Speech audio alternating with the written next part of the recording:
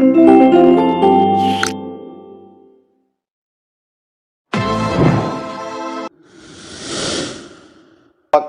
गुणान गुण समुद्र शशांक कांतान कस्ते क्षमा सुर गुरु प्रतिमोपि बुद्ध्या कल्पांति काल पवनोदत नक्र चक्रम को बातरे तुमल मंबु निधिम्बुजाभ्याम। रिद्धि मंत्र लेंगे काव्य नंबर 4 की। ओम ह्रीम अरहम नमो सब्बो ही जड़ाणम झ्रोम झ्रोम नमः। सिद्धि मंत्र जिससे कि हम हवन करेंगे। ओम ह्रीम श्रीम क्लीम जल यात्रा जल देवताभ्यो नमः। एक काव्य जल भय को दूर करने में सहायक है। इस काव्य की आराधना करने से मैं कहता हूं बच्चों को स्विमिंग जरूर सिखाना चाहिए। तैरना सिखाओ आजकल कहा जाता है। कई बार कई जगहों पे काम आ जाता है। और मैं कहता हूं तैरना सिखाने के साथ साथ में राकेश जी, डॉक्टर राकेश जी 4 नंबर काव्य को जरूर रटवाना चाहिए। एक प्रयोग मेरी जिंदगी का, एक विषय मेरी जिंदगी का कभी विस्मित नहीं होता है। एक विषय में हमेशा बात तो करता हूं कि और अभी एक और लेटेस्ट विषय मेरे पास आया, उस पर भी चर्चा करेंगे। सागर मध्य प्रदेश के पास, कई बार इस बात को मैं कई विधानों के माध्यम से कह चुका। सागर मध्य प्रदेश के पास 4 लड़के एक इंडिका कार लेकर के दर्शन करने गए नैनागिर। जब दर्शन करने गए, विषय को जरूर सुनना, ये आपके जीवन में अद्भुत क्रांति लाएगा। सारे काम छोड़ दो। दर्शन करने गए 3 बच्चे जैन थे, एक नॉन जैन था। चारों बैठ के दर्शन करने गए। पुल पर लोग, पानी हल्का सा था, लोगों ने मना किया पुल पर गाड़ी मत ले जाओ। युवा यंग बच्चे थे, बात मस्ती मस्ती में माने नहीं और पुल पर गाड़ी चढ़ा दी। पानी का बहाव तेज हुआ, गाड़ी बह गई और ऑटोमेटिक उसके लॉक जो है ना वो क्या हो गए, बंद हो गए। अब वो गेट खोलने का पानी में कोशिश की, बच्चों ने नहीं खुला। चारों के चारों कार सहित नदी में बह गए। उनकी खोज चालू हुई, गोताखोरों ने खोज चालू की। तो 24 घंटे के बाद बड़ी मुश्किल से कार मिल गई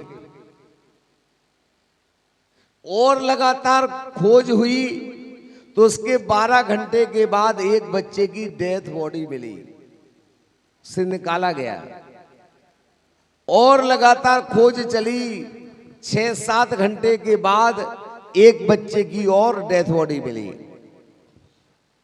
थोड़ी और खोज चली और उस खोज में एक और बच्चे की डेथ बॉडी मिली। थोड़ी और खोज चली तो देखा एक बच्चा एक पेड़ की जरा सी डाली, पतली डाली, बिल्कुल इतनी तिनके के जैसी, पकड़ के लटका हुआ है और 4थे नंबर काव्य को अनवरत रूप से पढ़ रहा है। जब उस बच्चे को बचाया गया, वापस लाए, पता पड़ा वो बच्चा जैन नहीं था, ठाकुर जाति का राजपूत था। उससे मुझे सत्य घटनाएं सागर के पास की। जब उससे पूछा गया कि बेटा 3 दोस्त थे तेरे, वो मर गए, तीनों जैन थे, तू क्या पढ़ रहा है? उसने कहा हमारे यहाँ एक दिगंबर मुनिराज आए थे, मेरा दोस्त, इन्हीं में से एक दोस्त है, वो लेके गया था, दर्शन कराए थे। तो मैंने कहा महाराज जी मुझे पानी का बहुत शौक है, तैरने का, नदी तालाब का शौक है। तो महाराज श्री बोले एक काम करना, 4 नंबर काव्य का रिद्धि मंत्र और 4 नंबर काव्य को रट लो, लगातार पढ़ते रहना, कभी डूबोगे नहीं। तो मेरे और मित्रों को, जैन मित्रों को भी सुनाया। उन लोगों ने क्या किया नहीं मालूम, मैं तो उस पर श्रद्धा हो गई। जैसे ही मेरी कार पानी में गिरी और मैंने उसको पढ़ना शुरू कर दिया, वो बच्चा जीवित वापस आ गया। एक प्रयोग आपके बराबर का इसी साल का हिमाचल का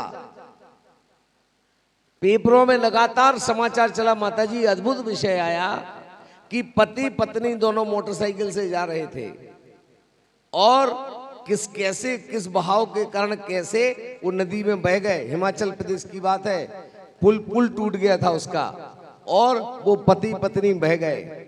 दोनों पति पत्नी जाति से क्रिश्चियन, और दोनों को खोजा गया जब वहां पर, तो 7 दिन तक उनका ना कुछ पता चला, ना उनकी डेथ बॉडी मिली।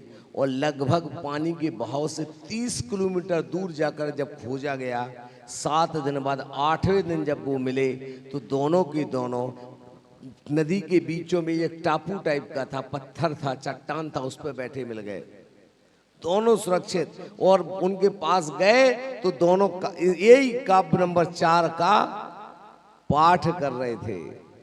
वो जाति के क्रिश्चियन थे।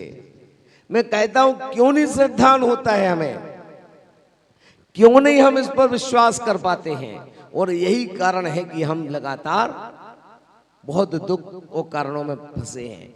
तो इस काव्य की आराधना प्रत्येक बच्चों को क्यों, बड़ों को, आप सबको, हम सबको 4 नंबर काव्य की आराधना करना चाहिए। इस प्रयोग को करते समय आपको गोखरू की धूप का प्रयोग करना है। और एक काम करना है, पानी जो होता है ना, पानी सामान्य पानी जो होता है उसमें 5 कुएं का या 5 तालाब का या 5 नदी का नहीं मिल सकता तो 5 घरों का, नल का पानी एक साथ 5 घरों में जा रहा है, फिर भी 5 घर से पानी आप थोड़ा थोड़ा ले सकते हैं। या कुछ नहीं हो रहा है तो 5 जगह से पानी लाने के बाद उसको मंत्रित करें और वो पानी लगातार क्या करें, उसमें नारियल तेल में मिक्स कर दें। और नारियल में तेल में मिक्स करने के बाद उसको पूरी तरह से ऐसा ऐसा हिलाएं, और हिलाने के बाद उसको फ्रिज आदि में ठंडे स्थान पर रख दें, तो नारियल और पानी दोनों ऐसे मिक्स हो जाएंगे और जम जाएंगे। बाद में उसको फ्रिज में रखा रहने दें और लगातार उसको जो है ना, हर 7वें दिन, मतलब संडे फिक्स कर लिए तो हर संडे को पूरे शरीर में पूरे परिवार के लोग अगर लगाएं तो कभी भी, और इस काव्य की आराधना करते रहें तो कभी भी नदी तालाब में डूबेंगे नहीं। और तेल का प्रयोग करेंगे तो नदी तालाब में अगर मगर, मच्छ, घड़ियाल, भील, मछली आदि कोई जीव होगा तो वो भी कभी उनको नहीं खाएगा, नुकसान नहीं पहुंचाएगा इस मंत्र की अनवरत आराधना करने से।